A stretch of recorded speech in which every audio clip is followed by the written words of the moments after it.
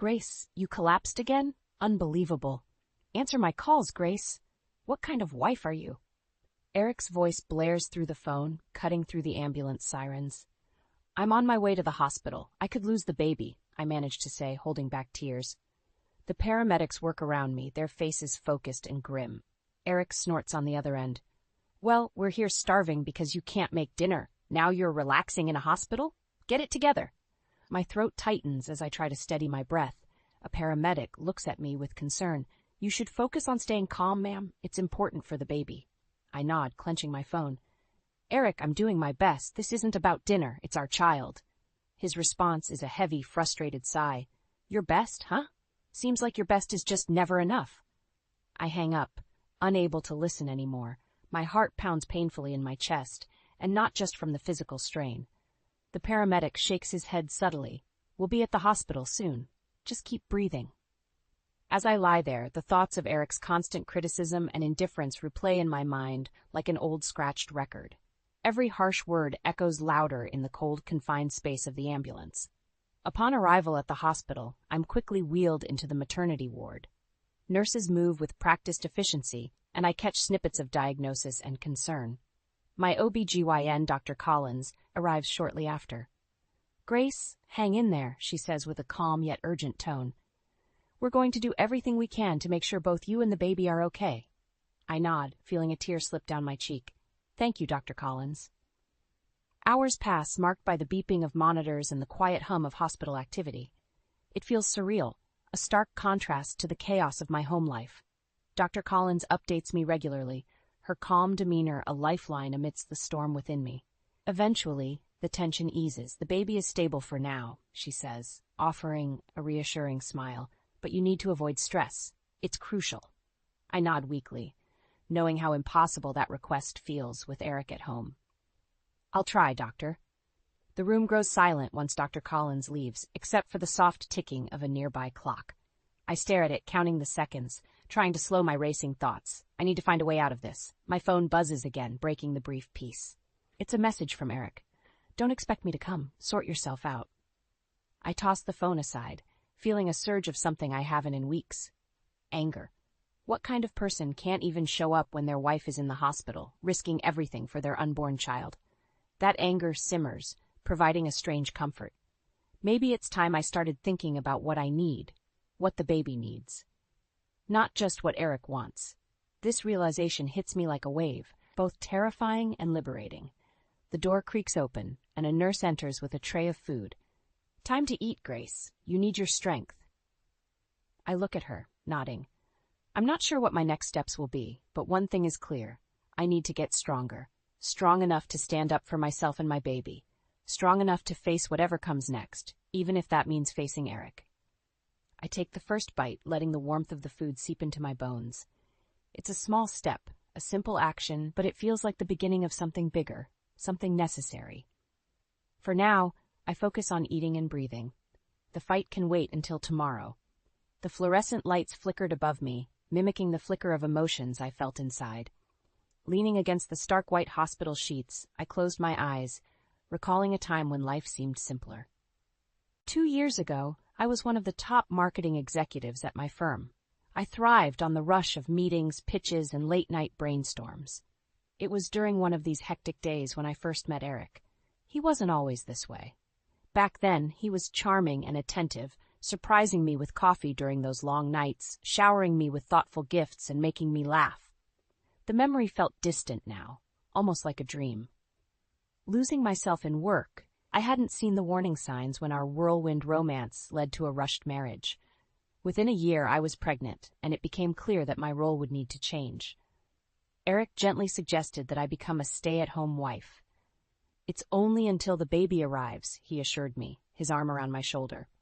I agreed, believing him, and at the same time, believing in us.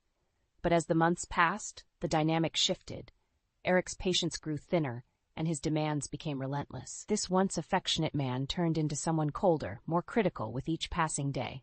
Nurse, I called, needing a voice to break my chain of thoughts. Can I get some water? My voice sounded weaker than I expected. Of course, Mrs. Green, the nurse responded, smiling kindly. Thank you, I murmured.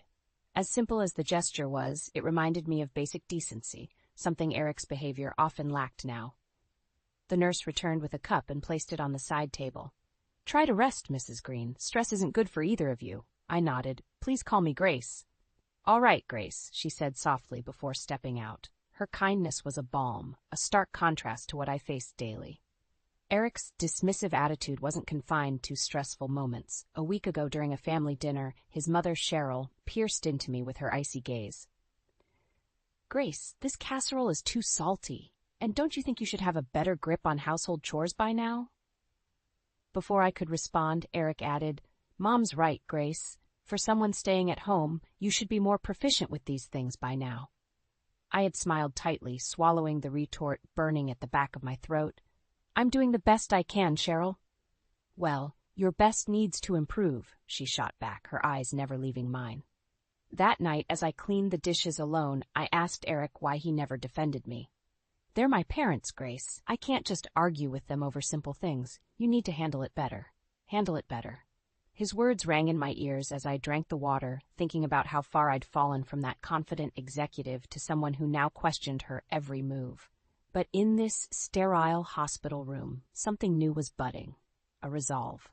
Dr. Collins's words about stress and the nurse's simple kindness reminded me of a life beyond Eric's control. There was a world where I could be strong again, not just for me but for my child. I knew what needed to be done. Becoming that strong, independent woman again wouldn't be easy, but this collapsing, bending, and breaking needed to end, for my baby and for myself. A knock on the door interrupted my thoughts. It was Dr. Collins, holding a clipboard. "Grace, can we talk?" she asked gently. I nodded, steeling myself. "Of course, Dr. Collins. What do I need to know?"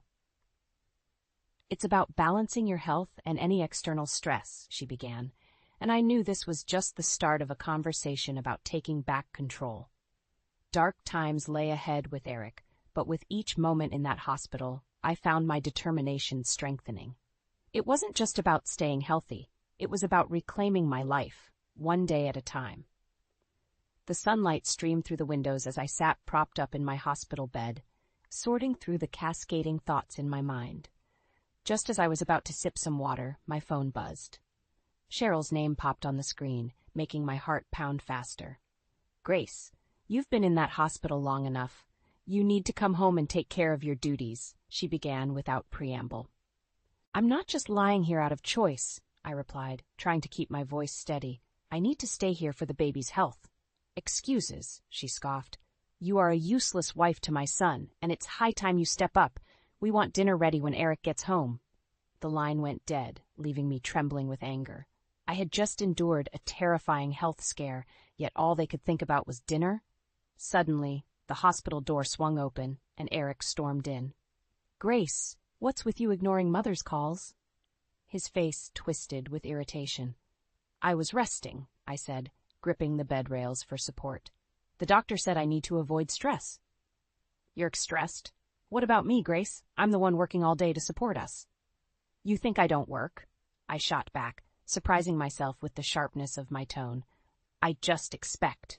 Eric began, but he stopped mid-sentence as Cheryl swept into the room, her face a mask of cold fury. "Really, Grace? Making excuses to avoid your responsibilities?" She turned to Eric. "Your father and I never had these issues. We raised you with discipline, not laziness." I clenched my fists. "I'm doing the best I can, Cheryl. I'm carrying your grandchild, remember?" Cheryl snorted. "Carrying a child is no excuse. Women have been doing it forever without causing such a scene." Eric looked at me, his eyes void of any sympathy. "Mom's right. You need to pull yourself together." This was the family dynamic I suffered through daily, unyielding and often merciless. But today it felt different. Something inside me shifted. These people, all their criticisms and commands, they no longer had the power they once wielded over me. "You're right. I do need to pull myself together," I said, my voice firm. "For myself and this baby. Because this situation," I gestured around the sterile room, "is not working." Eric and Cheryl both stared at me, stunned. "Grace, don't make things harder on yourself," Cheryl warned, her voice dripping with disdain. "Harder on myself?" I laughed bitterly. "I'm barely surviving this as it is." Cheryl turned to Eric. "See, this is what you get for marrying someone so weak." "That's enough, Cheryl." The words came out harsher than I intended, but I didn't care anymore. You've both said your piece. Now, leave me alone. Eric's eyes narrowed. Don't push it, Grace. I met his gaze and didn't flinch.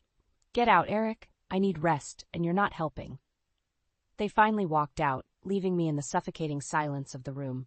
The door clicked shut, and for the first time, I exhaled a breath I didn't know I was holding. The realization washed over me. I couldn't continue like this. This wasn't living. I knew I needed an exit strategy. My mind flashed back to a happier time when I had friends and allies, people who cared. Maybe, just maybe, there was someone who could help pull me out from this abyss. It was time to reach out, to find the strength I'd buried for so long.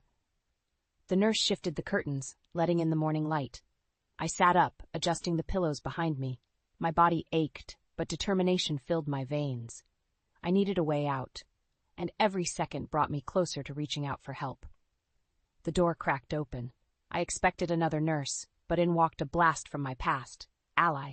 Her hair was shorter now, and she looked more confident than ever, but those piercing blue eyes were unmistakable. Grace? She asked, her face a mixture of surprise and concern. I blinked, feeling a rush of emotions. Ally, what are you doing here? She came closer, grabbing a chair and sitting by the bedside. I was visiting a business associate, and I saw your name on the board. What happened? I took a deep breath. Well, it's a long story. Basically years of stress and, well, Eric.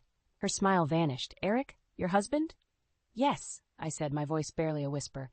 I've tried for so long to make it work, but it's been a nightmare. His emotional abuse, his family. I'm barely holding on. Ally leaned back in her chair, assessing me. That doesn't sound like the Grace I knew. The Grace I knew was a powerhouse. My eyes welled up with tears. I don't feel like a powerhouse anymore. Well, she said firmly, it's never too late to change that. How serious is your health? The baby's stable for now, I explained, but I need to avoid stress. And Eric's not making that easy, is he? She asked, already knowing the answer. No, he isn't. Ally nodded thoughtfully.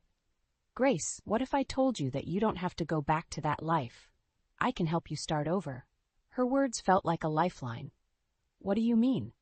I have an apartment downtown, Ally said. It's empty and you can stay there rent-free. It's a fresh start. My mind raced. Wouldn't it be too much trouble? Not at all, Ally assured me. You focus on your health and the baby. We can take it from there. The relief was overwhelming, but realistic worries clouded my mind. Eric would never let me go easily. What about Eric? Ally's face turned serious. We'll deal with him. For now, you need to get better. She pulled out her phone, scrolling through her contacts. I know someone who specializes in family law. He can help you with whatever you need to do next. Each word she spoke felt like another piece of armor being placed around me. For the first time in months, I felt something akin to hope. Why are you doing this for me, Ally? We've been through a lot, Grace, she replied. You've always been there for me. Now it's my turn to help you. And I can't stand seeing you like this. Her offer was more than just a place to stay. It was a chance to rebuild my life. Thank you, Ally. I don't know what to say. Just say you'll take care of yourself, she said, squeezing my hand. And if you need anything at all, you call me. The conversation with Ally left me with a renewed sense of purpose. As she left to make a few calls, I leaned back against the pillows. I couldn't change the past, but maybe, just maybe, I could shape a better future. I had much to think about, but one thing was clear. I wasn't alone in this fight anymore. I had Ally, and with her support, I might just find a way to reclaim my life and protect my baby. A few days after being discharged from the hospital, I found myself in Ally's downtown apartment. It was small but warm and cozy, a world apart from the cold, tension-filled atmosphere of my home with Eric. I settled into the couch, feeling a strange combination of relief and anxiety. Ally bustled around, unpacking groceries she had brought. You need to rest, Grace. Let me handle this. Thank you. I don't know what I'd do without you, I said sincerely. You'll do just fine, she replied with a reassuring smile. We need to talk, though, about the plan. The seriousness in her tone made my heart beat faster. What do we need to do? Ally handed me a slip of paper. This is the contact information for a great family lawyer I know. His name is Mark Jensen. He's got a reputation for handling messy divorces. I took the paper, feeling its weight. This was a significant step. When should I call him? Allie looked at me, her eyes fierce. The sooner, the better. Eric isn't going to let you go easily. You need legal protection. I nodded, understanding the gravity of her words. You're right. I'll call him tomorrow. The next day, as planned, I dialed the number on the paper. Mark's assistant answered, and soon I was connected to the lawyer himself. Grace, I've been briefed by Ally about your situation, Mark said, his voice calm and professional. I want you to know that you have options. I don't want a drawn-out fight, I stammered, fear creeping into my voice. Understandable, he replied, but we need to ensure you and your baby are safe. Document everything, every threat, every act of aggression. I shivered, the memories flooding back. Okay, I'll do that. We'll also file for a restraining order if necessary, Mark continued, and I'll guide you through the divorce process. You're not alone, Grace. After hanging up, I felt a tiny spark of hope. Maybe, just maybe, things could get better. Days turned into weeks, and I slowly settled into a semblance of a new routine. Ally visited often, and her daughter Hannah dropped by with thoughtful gifts for the baby. One evening, I decided to open up to Hannah about Eric. Eric's not who you think he is, I began cautiously. Hannah frowned, her eyes narrowing. What do you mean? I took a deep breath. He's been emotionally abusive. His family, too. I can't live like that anymore. Hannah's face hardened.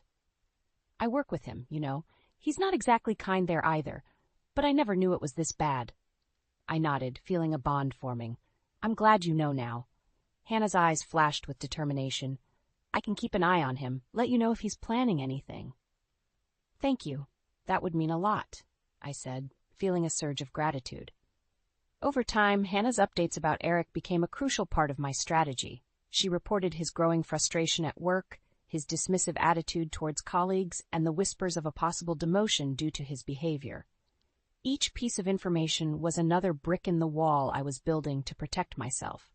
One afternoon, I received a call from Mark. Grace, I filed the initial divorce papers. Eric will be served soon. Be prepared for his reaction. My heart pounded. What should I expect? He'll likely be angry, but remember, you're doing this for your safety and your baby's future. Stay strong, Mark counseled. Ally arrived shortly after, sitting beside me on the couch. Whatever happens next, you have support. We're in this together. I squeezed her hand, feeling the truth in her words. The battle was far from over, but I was no longer the same scared woman in the hospital. I was stronger now, surrounded by people who believed in me. As I held my growing belly, I whispered, We're going to be okay. We have to be. In that moment, I knew I had already made the most pivotal move towards reclaiming my life. The road ahead was daunting, but I was ready to face it, step by cautious step, surrounded by newfound allies and an unyielding resolve. I was at my weekly checkup at the hospital, waiting for Dr. Collins when the door burst open. Eric stormed in, his eyes wild and angry. He hadn't made contact since the divorce papers were served. I had hoped he'd stay away, but deep down I knew better. What the hell do you think you're doing, Grace? He barked, marching up to the examination chair, his face inches from mine. You think you can just walk out and take my child with you? My heart pounded in my chest. Eric, please, calm down. This is a hospital. Calm down? He shouted, his voice echoing in the small room. You're trying to ruin my life. Before I could respond, Dr. Collins entered, eyes wide. Excuse me, sir. You can't barge in here like this. Eric turned on her, finger pointing. This is between me and my wife. I stood up, facing him. No, Eric, it's about me and my baby, and you need to leave. His eyes narrowed, his face contorting with rage. You think you can do this? You think you can just leave me and everything will be fine? Suddenly, the door swung open again. Hannah stepped in, glaring at Eric. Back off, Eric. What the hell are you doing here? Eric spat, his anger shifting to her. Hannah crossed her arms, protecting Grace. If you don't leave right now, I'll call the police. Eric's face turned red with fury. You're just as deluded as she is. This was a mistake from the start. Eric, get out, I said, my voice quivering but firm. I've hired a lawyer. We're getting a divorce. He looked at me, stunned for a moment, then laughed bitterly. You'll come crawling back once this fantasy of yours crumbles. Hannah stepped closer to Eric, her voice dangerously low. Get out, now! Eric finally seemed to grasp the seriousness of the situation. He glanced between us, his teeth clenched in anger. You'll regret this, Grace. As he stormed out, Slamming the door behind him, I sank back into the chair, shaking. Hannah sat beside me, placing a comforting hand on my arm. "You did the right thing, Grace." Dr. Collins nodded, her face a mask of concern. "Do you want me to call security? Make sure he doesn't come back?" I shook my head, trying to steady my breath. "No, it's okay. He's gone for now." Hannah looked at me, her eyes soft with sympathy. "Are you all right?" I managed a nod. "I think so. Thank you, Hannah." "We're in this together, remember?" she said, squeezing my hand. Dr. Collins finished the checkup, assuring me that the baby was fine. But the encounter with Eric left a lingering tension in the air. As Hannah and I left the hospital, she turned to me. "Now's the time to stand firm. Don't let him intimidate you." "I know," I said, my voice more confident than I felt. "I can't go back. Not now." Hannah smiled, a fierce glint in her eyes. "And you won't. We'll make sure of it." As we got into the car, a new determination settled over me. Eric's reaction didn't surprise me, but it did remind me of just how far I'd come and how much farther I still had to go. The road ahead was uncertain, but I wasn't walking it alone. With Hannah, Ally, and the support of my new allies, I felt a flicker of hope. The fight for my freedom had only just begun, but with every step, I grew stronger, more resolved. I was ready to face whatever came next, knowing that this time, I had the strength and support to stand my ground.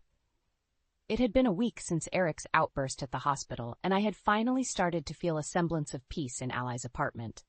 My morning was quiet until my phone buzzed with a call from Allie. "Grace, turn on the local news," she said, her voice urgent. I fumbled for the remote, switching on the TV just in time to see Eric's face plastered on the screen. Local businessman Eric Green faces allegations of workplace harassment and creating a hostile environment. Reliable sources indicate a demotion is imminent, the reporter explained. My heart raced. I could hardly believe what I was hearing, but a sense of vindication washed over me. Ally's voice interrupted my thoughts. "You see that? He's getting what he deserves." "How did this happen?" I asked, still in shock. "Hannah, she gathered evidence, reported it. She knew the right people to make sure it didn't get swept under the rug," Ally explained. Just as I hung up, Hannah walked through the door, a look of triumph on her face. "Saw the news?" "I did. I don't know how to thank you," I said, voice thick with emotion. "Don't thank me yet. Eric's not going down without a fight," Hannah replied, her face turning serious. We sat on the couch, the TV now muted. "I've arranged for extra security at your building. Until the restraining order is finalized, we can't be too careful," she said. The thought of Eric trying to retaliate sent shivers down my spine. "Do you really think he'll try something?" Hannah nodded. "I wouldn't put it past him. But you're not alone. We've got your back." I took a deep breath, feeling the weight of the situation, but also the strength of my support system. I'm ready for whatever comes. Hannah's phone buzzed, and she glanced at it, frowning. "It's him. He's been calling, leaving threats." I grabbed her wrist. "What kind of threats?" She looked at me, eyes filled with concern. "Saying he'll make sure you regret leaving him. He's desperate, Grace." I closed my eyes, anger replacing my fear. "Let him try. I'm done being scared of him." The next few days were tense. Everywhere I went, I felt the shadow of Eric lurking, but I refused to let it control me. Ally and Hannah were relentless in their support, staying close and checking in frequently. One evening, Mark called, his tone somber. "Grace, we need to talk. Eric's lawyer reached out. He's going to fight the divorce hard, especially for custody." Of course he would. What do? We prepare, gather all evidence of his abuse, his threats. We build your case solid, Mark advised. I nodded, the determination in his voice bolstering my resolve. I'll do whatever it takes. Weeks turned into a blur of preparations and cautious living. Eric's demotion became official, and rumors swirled about his troubles at the workplace. Hannah's intel kept me informed, making sure I stayed a step ahead. Finally, the day came for the divorce hearing. Standing outside the courtroom, my heart pounded. Ally held my hand, her presence a steadying force. "You've got this, Grace. Show them the strong woman you are," she whispered. As we walked into the courtroom, Eric's glare bore into me. He looked disheveled, his arrogant demeanor now marred by desperation. I stood tall, ready to face him. The proceedings were arduous, but Mark was relentless, presenting every piece of evidence we had meticulously collected. Eric's lawyer tried to paint me as unstable and unfit, but the truth was undeniable. At the end of it all, the judge ruled in my favor. Eric's abusive behavior, his threats, the hostile work environment, all weighed too heavily against him. As I walked out, I felt a weight lift off my shoulders. Eric's defeat was a victory not just for me, but for my unborn child. I had fought, and I had won. But most importantly, I had reclaimed my life, ready to start anew. The day I left the courthouse felt surreal. The fight was over, and I had won. And yet the future felt like an unknown expanse, stretching out before me. I returned to Ally's apartment, my temporary sanctuary, feeling both relieved and uncertain.